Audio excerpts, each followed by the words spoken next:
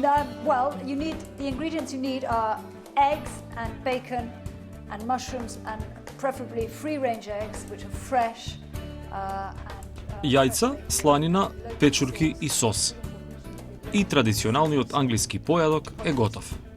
Рецептот е едноставен и познат, но се помалку тамошни семејства го практикуваат, вели господја Вероник Гарет.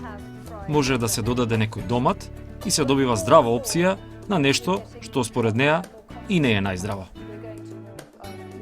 Како што луѓето стануваат повеќе свесни за квалитетната исхрана, така се напушта пржениот оброк за појадок. Може би еднаш седмично, само во неделата наутро, вели сопругата на британскиот амбасадор во Македонија, пречекувајќи не во резиденцијата на Водно. Ја прашавме како изгледа утрото во Лондон за едно обично семејство. Типично е малку тешко да се објасни, бидејќи ние имаме 5 деца и обично секогаш е гужва. Битно е тоа што откако ќе се разбудиме, сите доаѓаме во кујната и сите заедно се правиме како семејство, имаме појадок. Бидејќи ние сите брзаме на различни страни наутро, обично немаме типичен англиски појадок што е пржени јајца со сланина. Обично имаме поздрава варијанта на појадок, што значи мусли, джем или на пример типичен англиски мармалад или некој од овие комбинации. Јас се обидувам обично да сум заедно со сите на појадок, но понекогаш ми е потребно да ги подготвам и помогнам на другите да се подготват за нивните дневни обврски.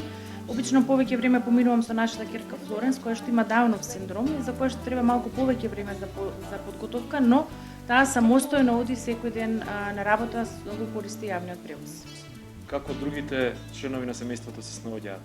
Дали како стигнува до работа, до факултет, до училиште? Well, Charles, my husband and I.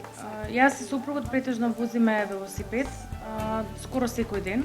Во Лондон додека живеевме, не имавме автомобил, бидејќи секаде одевме со велосипед. Јас овде кога треба да одам некаде во центарот на Скопје или поблиску, обично одам со велосипед. Кога е некаде подалеку, тогаш одам со автомобил, но се трудиме каде и да одиме тоа да биде со велосипед.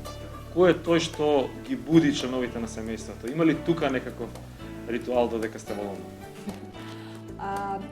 Well, I get up earlier. I'm an early morning. I get up very early. Јас обично станувам најрано од сите, обично 5:30, 15 до 6 утро. Децата сите различно стануваат, зависи кој како обврски има. Флоренс обично сама си го мести алармот, се спрема за будење, а другите зависи кој како има обврски. Британците се познати по конзумирање чај, така и семејството Гарет не е исклучок. Или можеби не. Дефинитивно чај. Сите мои деца и сопругот пијат чај, јас не пијам, но сите во семејството пијат чај. Бидејќи во овој разговор доминираше храната, ние отвори и оставата. На полиците ѕиркаат тегли со различни сушени и зрнести плодови.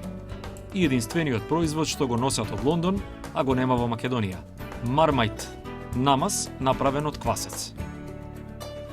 На заминување ни го покаже и бакарниот сад, во кој што нејзиниот сопруг Чарлс секоја година подготвува мармалад од кајсии.